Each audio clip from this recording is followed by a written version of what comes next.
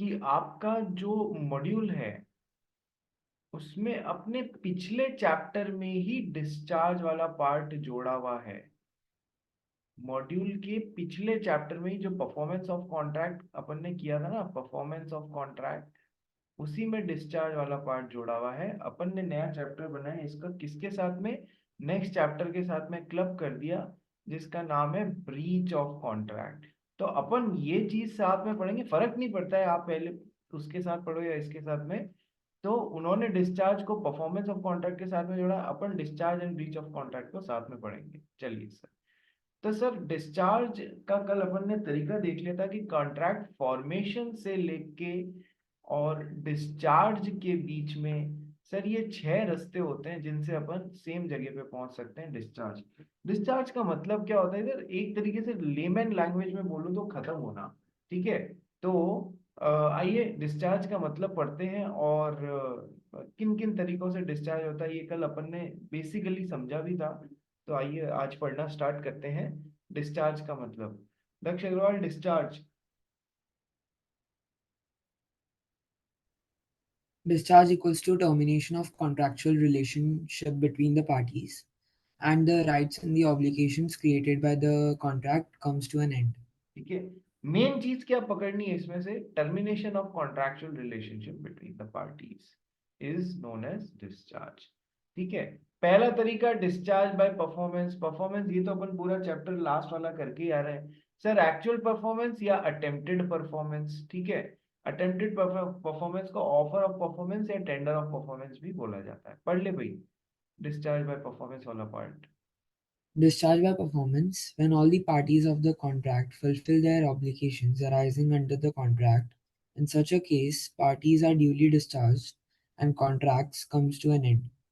A sir जब, contract may एक be minute, performed. जब जिसको जो जो काम करना था उसने वो काम कर लिया, when all the parties to the contract fulfill their obligations arising under the contract, in such a case parties are duly discharged and contract comes to an end। ठीक है। a contract may be performed either by actual performance or attempted performance। actual performance जब parties ने अपने अपने obligations पूरे कर लिए, the actual performance। attempted performance sir, when one party offers to perform his obligation or tenders his performance under a contract but the other party refuses to accept it, it is known as attempted performance। ठीक है।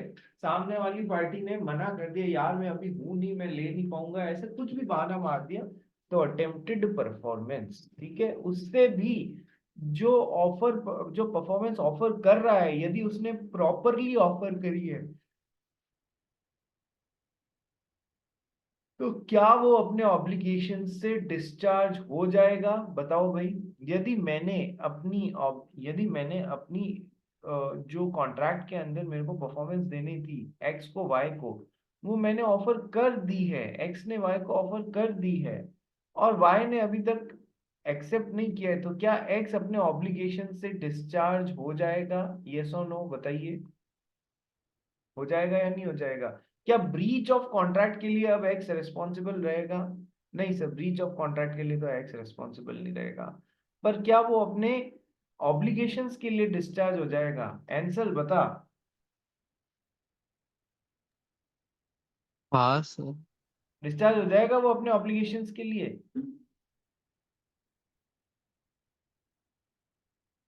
हाँ। हाँ। अच्छा, चलो मैं बताता हूँ, तुम लोग शायद भूल रहे हो कि सर ये डिपेंड करेगा कि वो contract was for the supply of money, obligation was for the supply of money और टू डू समथिंग। यदि it was an obligation to do something तब तो वो बिल्कुल डिस्चार्ज हो जाएगा, उसे कुछ करने की जरूरत नहीं है।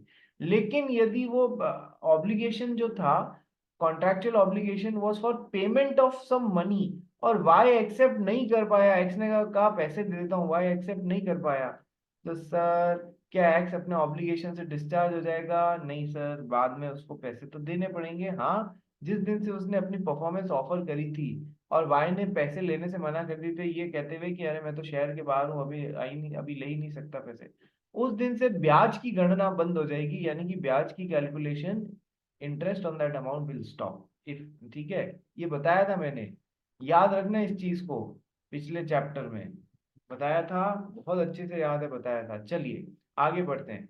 Second part, discharge by mutual agreement. अब ये डिस्चार्ज बाय म्यूचुअल एग्रीमेंट जो है, इसमें बहुत सारे पार्ट्स हैं डिस्चार्ज बाय म्यूचुअल एग्रीमेंट में। Novation, alteration, remission, rescission, waiver, इस तरीके से 5-6 पार्ट्स हैं। आइए पढ़ते हैं। डिस्चार्ज बाय म्यूचुअल एग्रीमेंट मतलब क्या है यार? दोनों पार्टी, मोटा मोटा मतलब ये है, दोनों पार्टीज बोलते हैं यार नहीं करना पूरा, चलो, या फिर चेंज कर लेना, तो डिस्चार्ज बाय म्यूचुअल एग्रीमेंट। पढ़ भाई। Discharge by mutual agreement. The parties to the contract can discharge the contract by a fresh agreement by mutual consent. There are various modes to discharge an existing contract by a fresh agreement. They are: first, novation. Top, It means substitution. Discharge by mutual agreement, मान लीजिए दक्ष अग्रवाल ने और इसके friend Anselm ने कोई agreement बनाया था, लेकिन दोनों को ये फील होता है यार ये एग्रीमेंट है ना, नहीं सही नहीं बना है, या फिर अब इसकी कोई जरूरत नहीं है, तो दोनों ने कहा खत्म करें, हाँ हाँ हाँ खत्म करते हैं, क्यों एक दूसरे को फालतू ही परेशान करें। So they are discharging the contract by mutual agreement. अब उसमें पहला तरीका होता है, देखो ये जो टर्म्स है ना, नोवेशन, ऑल्टरेशन, रेमिशन, इनमें कई टर्म्स में आप आपस में कंफ्यूज होगे कि सर इधर भी तो आपने यही मतलब बताया था और इधर भी आपने यही मतलब बताया था। ये थोड़ी थोड़ी ओवरलैपिंग है, बहुत पतला धागे जैसा डिफरेंस है। धागा देखा है ना आपने, कैसे एकदम पतला होता है, कि सर कौन सा इधर है और कौन सा इधर आएगा, धागे के लेफ्ट साइड में आएगा, नोवेशन में आएगा, कौन सा ऑल्टरेशन में आएगा। बहुत बार आप भी कंफ्यूज हो जाओगे, हम भी कंफ्यूज हो जाते हैं, कोई बहुत बड़ी बात नहीं है। लेकिन सर हैं अलग अलग टर्म्स, इसलिए अपने को अलग अलग ही पढ़ना पड़ेगा, टेंशन मत करना, ठीक है। तो सॉरी, वीडियोस तो ऑन कर लो यार, केवल मैं और दक्ष अग्रवाल ही करके बैठे हैं, ऐसा लगता है जैसे कि हम दो ही क्लास में हैं, ठीक है। तो नोवेशन सबसे पहला टर्म होता है डिस्चार्ज बाय म्यूचुअल एग्रीमेंट में, पहला टर्म होता है नोवेशन। देखो नोवेशन में एक कैरेक्टर आ रहा है एन, इस एन से याद रखना न्यू। न्यू क्या, या तो नई पार्ट, या तो जैसे दो पार्टीज होती हैं, तो सर एक पार्टी हटके उसकी जगह दूसरी पार्टी आ जाए, तो वो या तो इस तरीके से नोवेशन, दोनों पार्टीज चेंज नहीं होंगी, ध्यान रखना, मैं बहुत ध्यान से बोल रहा हूं, ध्यान से सुनना। या तो एक पार्टी हटके उसकी जगह नई पार्टी आ गई और एक पुरानी पार्टी है, तो एक न्यू पार्टी आ गई, तो ये नोवेशन का एग्जाम्पल होता है। दूसरा न्यू का एग्जाम्पल होता है कि सर पार्टीज तो सेम ही हैं, लेकिन उनके बीच में जो एग्जिस्टिंग कॉन्ट्रैक्ट है वो हट गया और वो उसकी जगह नया कॉन्ट्रैक्ट आ गया। तो दोनों में ही कुछ ना कुछ न्यू हो रहा है ना। नोवेशन में चीज, नोवेशन में एन वर्ड को याद रखना, एन से मतलब न्यू। सर या तो एग्जिस्टिंग पार्टीज के बीच में पुराना कॉन्ट्रैक्ट खत्म करके वो लोग कोई नई, नए कॉन्ट्रैक्ट पे बात कर लेते हैं, ओके सर। या फिर सर दोनों में से एक पार्टी तो एग्जिस्टिंग ही रहती है, पार्टी कॉन्ट्रैक्ट सेम रहता है, बस पार्टी एक एक पार्टी चेंज हो जाती है, ठीक है, ऐसा होता है। आओ समझते हैं कैसे। पढ़ ले भाई इसको नोवेशन को। It means substitution of a new contract in place of an existing one with the consent of all the parties to the contract. A new contract is substituted for an existing one between same parties. A new contract is substituted between one of the existing parties and one new party with same terms. ठीक है। In this case, original contract stands discharged and need not to be performed. Novation में दोनों में से कोई भी एक चीज हो सकती है, कैसे? New contract is substituted between one of the existing parties and one new party with same terms, ठीक है सर। एंड या फिर अ new contract is substituted for an existing one between the same parties, यानी कि पुराना हट गया, नया कॉन्ट्रैक्ट कुछ नया दोनों के बीच में टर्म्स आ गया। या फिर दोनों में से एक पुरानी पार्टी हट गई, कॉन्ट्रैक्ट सेम है और उसको एक नई पार्टी ने चेंज कर लिया। हाँ बोल भाई दक्ष अग्रवाल। तो जो हाईलाइटेड टर्म है ग्रीन में, वो हाँ it applies two point one ना। In this case, the original contract stands discharged and need not be performed. देखो ये पॉइंट ए को अप्लाई करते हैं ना, बी को नहीं ना। मोटा माटी पॉइंट ए को अप्लाई करता है, पर पॉइंट बी को भी, मतलब छुपी हुई बात है कि अप्लाई कर सकता है कि सर ओरिजिनल कॉन्ट्रैक्ट में पार्टीज कौन थी रे। ओरिजिनल पार्टीज में कॉन्ट्रैक्ट में पार्टीज एक्स और वाई थी, अब नए कॉन्ट्रैक्ट में पार्टीज एक्स और जेड है, तो सर पुराना कॉन्ट्रैक्ट तो डिस्चार्ज हो गया ना फॉर द न्यू वन। बात समझ रहा है? सर लेकिन टर्म्स तो सेम है ना।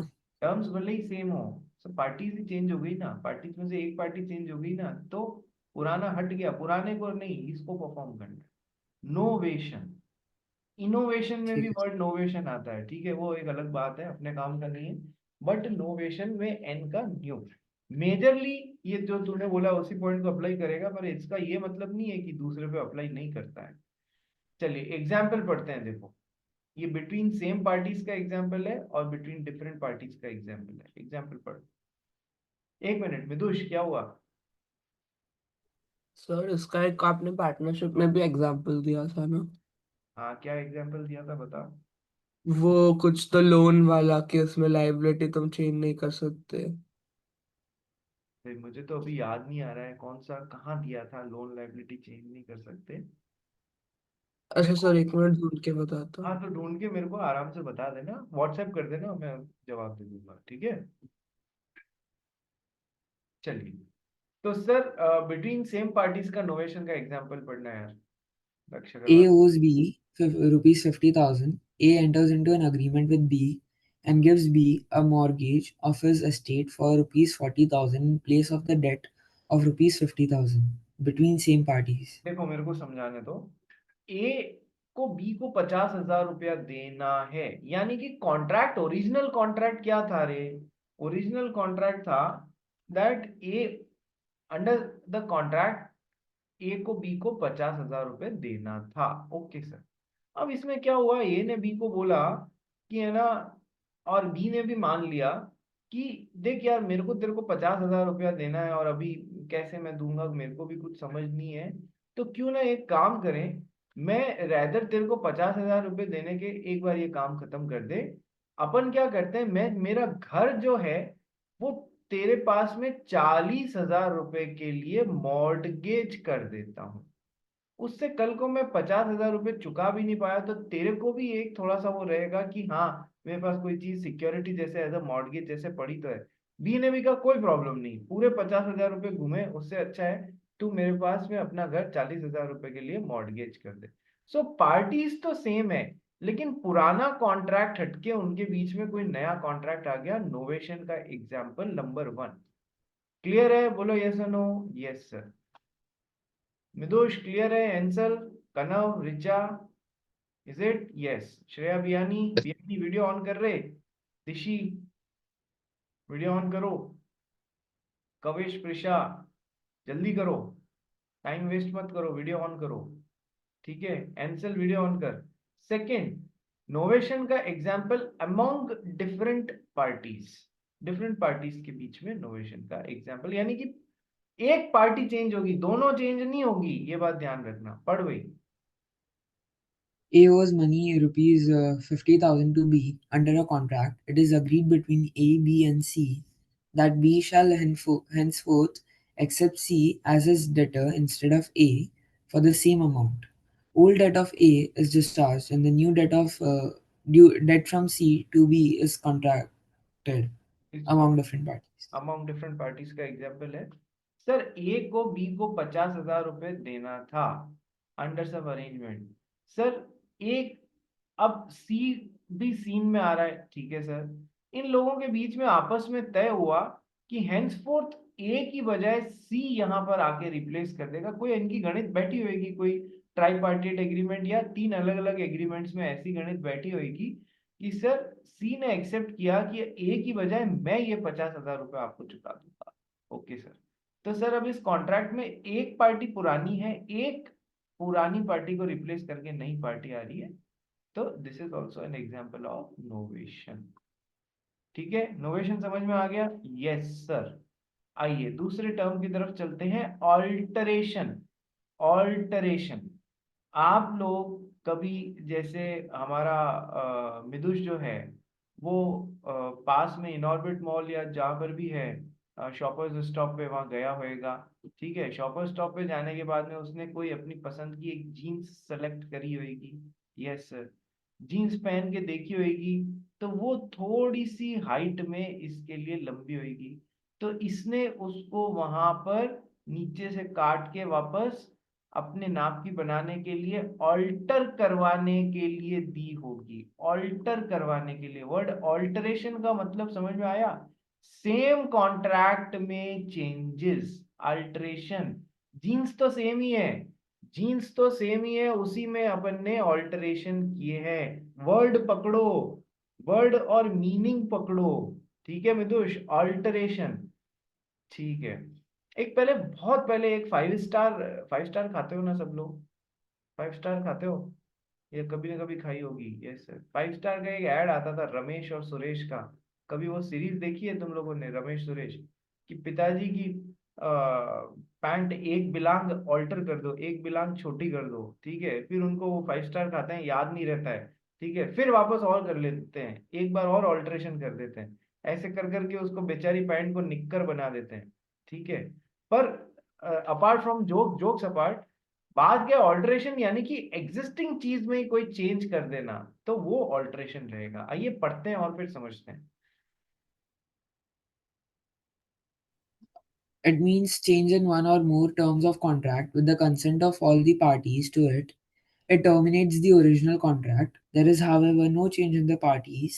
देखो देखो, Example, ऑल्टरेशन में पार्टीज कभी भी चेंज नहीं होंगी, जिनके बीच में कॉन्ट्रैक्ट बना है पार्टीज कभी भी चेंज नहीं होंगी, पार्टीज तो यही रहेंगी। इनकी खुद की जो इन्होंने एग्जिस्टिंग कॉन्ट्रैक्ट बनाया है उसकी टर्म्स में चेंज हो जाता है। फॉर एग्जाम्पल कैसे?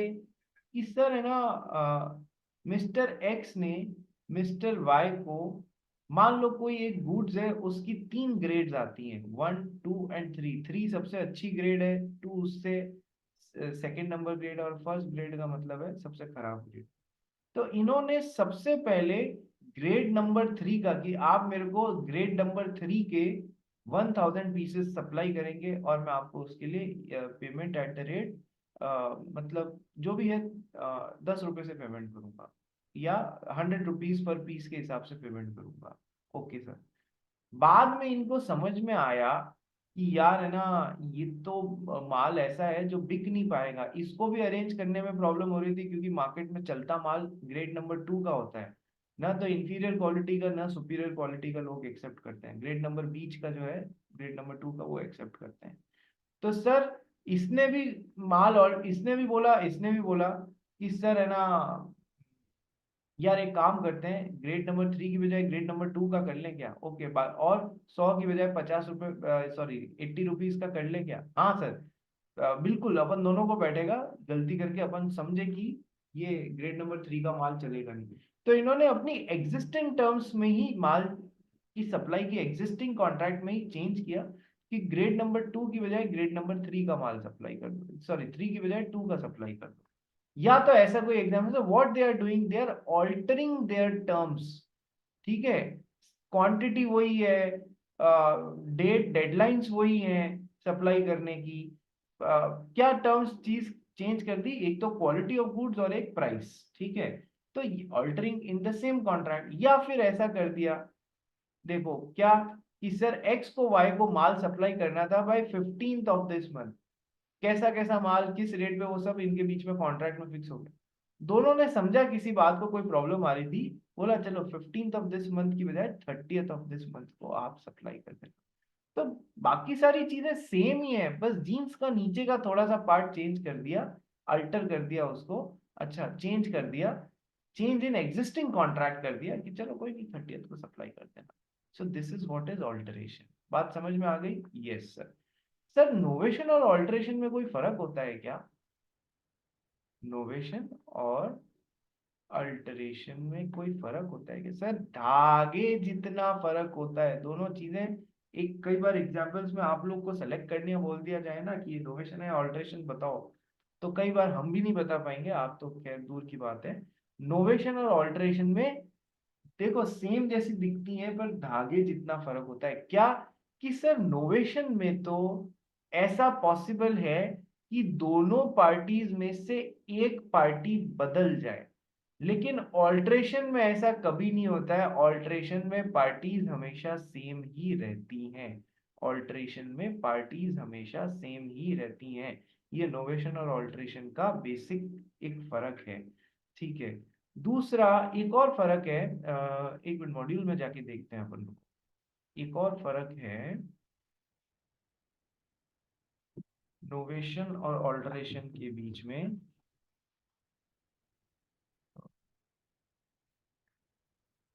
देखो नोवेशन और ऑल्टरेशन के बीच में डिफरेंस की बात करूं तो novation means substituting of an existing contract with a new one, और one party with only one party. ठीक है। सो novation may be made by changing in the terms of the contract, or there may be a change in contracting parties. But in case of alteration, the terms of contract may be altered by mutual agreement by the contracting parties, but the parties to the contract will remain the same. कहने का मतलब sir novation में parties change हो सकती हैं, इस बात की प्रोबेबिलिटी है, एक पार्टी चेंज हो सकती है। अल्ट्रेशन में वो हमेशा सेम पार्टी के बीच में बनेगा। ये तो मैंने आपको फर्स्ट पॉइंट तो मैंने आपको बता दिया था।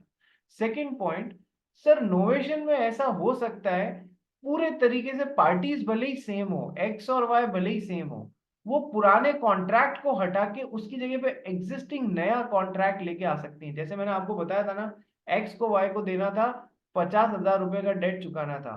डेट चुकाने की बात तो चली गई कहीं और, इसने बोला कि चलो हटाओ ये, और इसकी जगह में मैं अपना घर आपको 40,000 रुपए के लिए मैं आपको गिरवी रख देता हूँ for the value of rupees 40,000। Sir तो डेट चुकाने वाला कॉन्ट्रैक्ट तो हट ही गया, और सेम पार्टीज के बीच में पुराना कॉन्ट्रैक्ट डिस्चार्ज होके नया कॉन्ट्रैक्ट आ गया। ठीक है।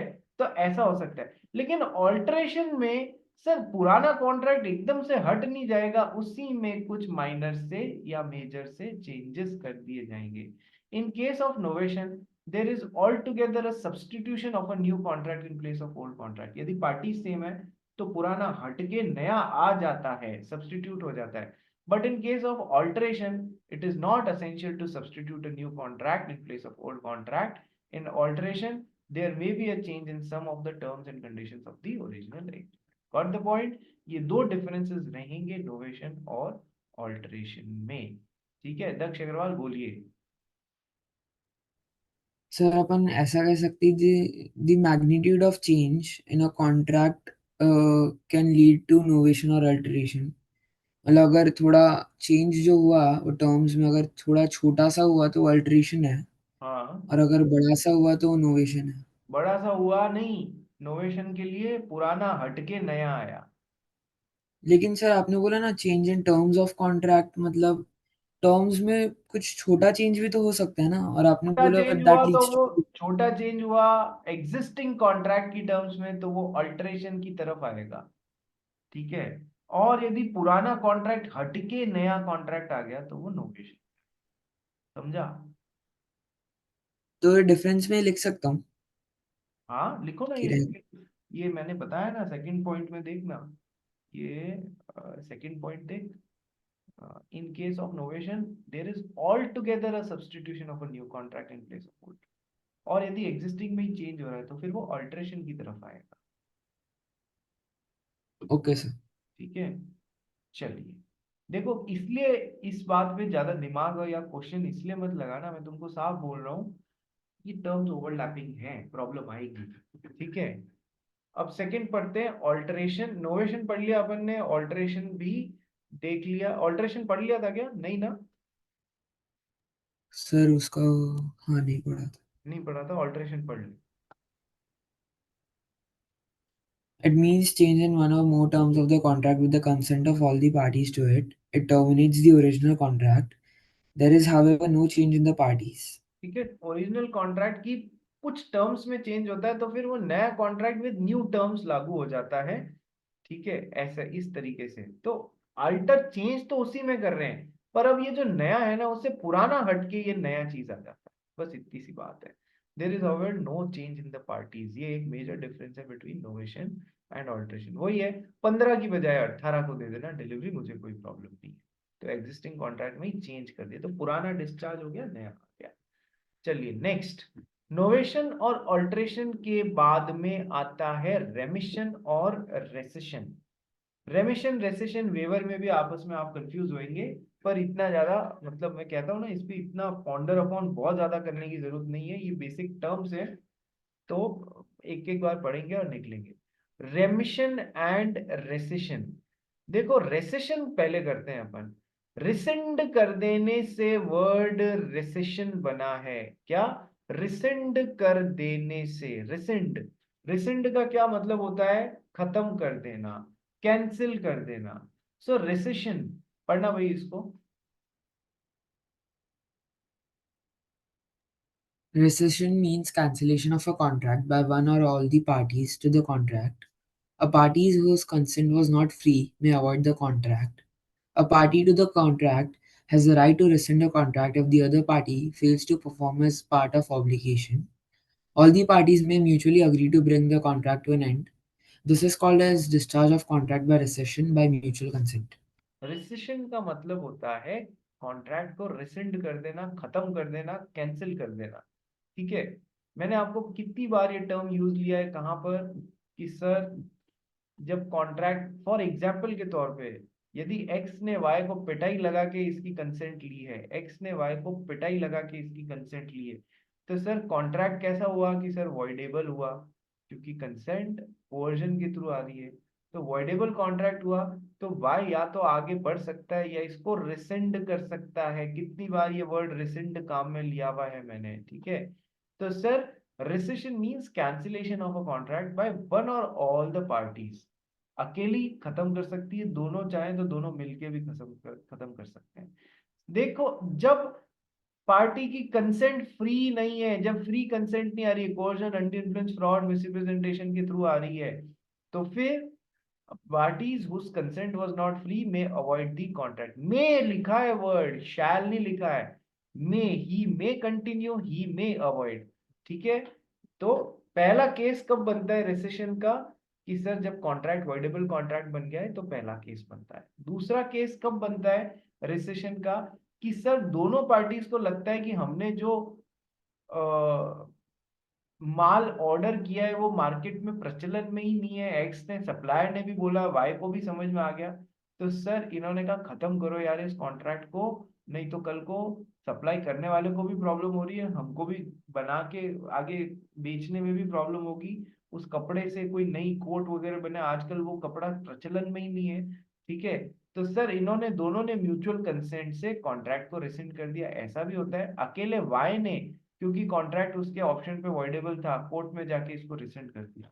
ठीक है, तो ऐसी पार्टी जिसकी कंसेंट फ्री नहीं है वो रिसेंड कर सकते हैं। सर जितनी भी पार्टीज हैं कॉन्ट्रैक्ट के, उनको लगता है कि इस कॉन्ट्रैक्ट को खत्म कर देना चाहिए, तो वो सब आपसी म्यूचुअल कंसेंट से उसको रिसेंड कर सकती हैं। तीसरा क्या बताया, a party to the contract has a right to rescind a contract if the other party fails to perform his part of obligation। Sir x को वाई को, एक्स को वाई को इस महीने की 4 तारीख को, इस महीने की 4 तारीख को अपनी कार देनी थी, और वाई को भी जब कार मिल जाए तो उसको 3 लाख रुपए देने थे। ओके सर, 4 तारीख आ गई पर भैया ने कार न दी, 4 तारीख आ गई पर भैया ने कार न दी, तो अब वाई भी इस कॉन्ट्रैक्ट को रिसेंड कर देगा और बोलेगा मुझे भी 3 लाख रुपए देने की जरूरत नहीं है। तो जब एक पार्टी ने अपना ऑब्लिगेशन परफॉर्म नहीं किया, ब्रीच कर दिया, तो दूसरी पार्टी के पास में भी ऑप्शन रहता है कि वो उसको रिसेंड कर दे, मैं भी परफॉर्म नहीं करता हूं, खत्म करो। ठीक है, यस। 4 तारीख को क्या है, 2 और 3 अक्टूबर को तो कुछ और था, पर सर अभी तो नवंबर चल रहा है। 4 नवंबर को क्या है रे, क्या बताया था मैंने आपको, कुछ काम दिया था। 4 नवंबर, क्या काम दिया था प्रेशा? हाँ सर, वो इंडियन रेगुलेटरी फ्रेमवर्क का वीडियोस देख के रखना है। देख के लिख के भी भेजना था, केवल देख के नहीं रखना था, लिख के देना था। हाँ, वही देख के और लिख के देना था। Very good. 2 और 3 अक्टूबर से अब 4 नवंबर पे आ जाओ। कनव, कनव ने तो कर लिया है, डाउट्स है इसको वो हम सॉल्व कर देंगे। ठीक है, वियानी तूने किया या नहीं किया? नहीं सर। क्यों रे, दादी के बर्थडे में तू भी, मतलब तुझको, अरे सर मैं भूल गई। अरे खाना खाना भूल जाती है क्या? हम्म, नहीं सर, खाना खाने में भूल जाऊंगी तो जिंदा कैसे रहूंगी? चलो, 4 तारीख वही तो सर। डेडलाइन है, कल शाम तक मेरे को चाहिए, कल रात तक भी दे दोगे तो भी चल जाएगा, डेडलाइन है, पूरा होना चाहिए। हाँ भाई, किसको डाउट था? दक्ष अग्रवाल बोल। सर एक बार आप म्यूचुअल कंसेंट समझा सकते हो? अरे, दक्ष अग्रवाल और हमारे कनव के बीच में एग्रीमेंट हुआ। क्या एग्रीमेंट हुआ? कि मैं तेरे को, मतलब इसको एक पट, कनव को, कनव की है ना फैक्ट्री है for readymade garments, okay, readymade garments बनाता था कनव ने। दक्ष अग्रवाल सप्लायर ऑफ क्लोथ्स है, तो दोनों के बीच में अलग अलग टाइप के कपड़े के लिए सप्लाई और परचेज के लिए एग्रीमेंट बनते रहते थे। एक बार इन्होंने कोई ऐसे कपड़े के लिए, कोट सिलने के लिए कनव ने कपड़ा ऑर्डर किया, दक्ष अग्रवाल ने भी कहा ठीक है दे दूंगा, कॉन्ट्रैक्ट बन गया। पर जब मार्केट में निकलने गए तो इसको भी फील हुआ यार ये तो 10 साल पुराने फैशन का कपड़ा है, और कनव को भी फील हुआ कि 10 साल पुराने फैशन के कपड़े के कोट बना के यदि मैंने मार्केट में डाल दिए तो बिकेंगे नहीं यार, सब अपने सर पे ही पड़ जाएगा, माल बिकेगा नहीं, डेड स्टॉक हो जाएगा। ठीक है, तो दोनों ने वापस एक मीटिंग की, बोला यार क्या करें यार, खत्म कर दें क्या इसको, डिस्चार्ज बाय म्यूचुअल कंसेंट। हाँ यार देख, मैं भी कपड़ा अरेंज नहीं कर पा रहा हूँ, तू बना भी लेगा किसी तरीके से, तू माल बेच नहीं पाएगा, इस कॉन्ट्रैक्ट को खत्म करते हैं, ना मैं माल सप्लाई करूंगा ना तू पैसे देना, खत्म। समझ में आया? डिस्चार्ज में म्यूचुअल कंसेंट। हाँ सर। तो अब मेरे को डाउट इस बात का है, हम्म। जब हम फ्री कंसेंट की बात करते हैं तो it is voidable at the option of the party whose consent was so caused, correct? हाँ हाँ करेक्ट। तो उस केस में it is voidable at the option of that party ना, तो इसमें दोनों की सहूलियत कैसे आ जाती है सर? मतलब एक बंदा अपने, रिसेंड करने का मतलब होता है खत्म करना, दोनों पार्टीज मिलके खत्म कर सकती हैं, ये तो डिस्चार्ज बाय म्यूचुअल कंसेंट। एक अकेली पार्टी जिसकी कंसेंट फ्रीली नहीं आई है वो कोर्ट में जाके इसको रिसेंड करवा सकती है, खत्म करवा सकती है कॉन्ट्रैक्ट को। तो फ्री। सर उसमें फिर म्यूचुअल कंसेंट नहीं हुआ ना सर? अरे तो म्यूचुअल इसमें कंसेंट वाला पॉइंट अलग है, फ्री कंसेंट वाला पॉइंट अलग है। किस किस तरीके से रिसिंड हो सकता है हम तो वो पढ़ रहे हैं, खत्म किस किस तरीके से हो सकता है। ठीक है सर। देख डेफिनेशन में क्या लिखा है, recession means cancellation of contract by one और ऑल, एक भी कर सकती है, दोनों मिलके या सारे मिलके भी कर सकते हैं। ओके सर, बट ये पॉइंट सब पॉइंट है ना उसका, म्यूचुअल। रिसेशन 3 तरीके से हो सकता है, टक टक टक। पहला, फ्री कंसेंट नहीं थी तो कोर्ट का दरवाजा खटखटाया, कॉन्ट्रैक्ट खत्म करवाया, रिसेंड करवाया। दूसरा, दोनों पार्टीज को लगा खत्म कर देना चाहिए तो म्यूचुअल कंसेंट से खत्म कर दिया। ठीक है। तीसरा, तेरे को परफॉर्म करना था, गाड़ी देनी थी 3 तारीख को और मेरे को पैसा देना था, तू गाड़ी लाया ही नहीं 3 तारीख को, तो मैं भी कहा मैं भी रिसेंड करता हूँ, खत्म करता हूँ, मैं काय को पैसा दूंगा। ठीक है, इस तरीके से ब्रीच से भी। ठीक है सर, समझा। ठीक है, चलिए। एग्जाम्पल वही है जो सूट वाला एग्जाम्पल मैंने आपको दिया था, और जो माल वाला की इतने तारीख को कार देनी थी, ऐसे ही एग्जाम्पल्स हैं, इनमें टाइम खराब नहीं करेंगे। तो ये भी हो गया रिसेशन। अब आते हैं रेमिशन पे। ठीक है, एक बार, ये भाई कौन आया अभी, श्रेया कर्नावट, बहुत जल्दी आ गई तू। Sorry sir. अ, चलिए, सेम लिंक पे एक बार वापस रिज्वाइन करिए तो आगे कंटिन्यू करते हैं।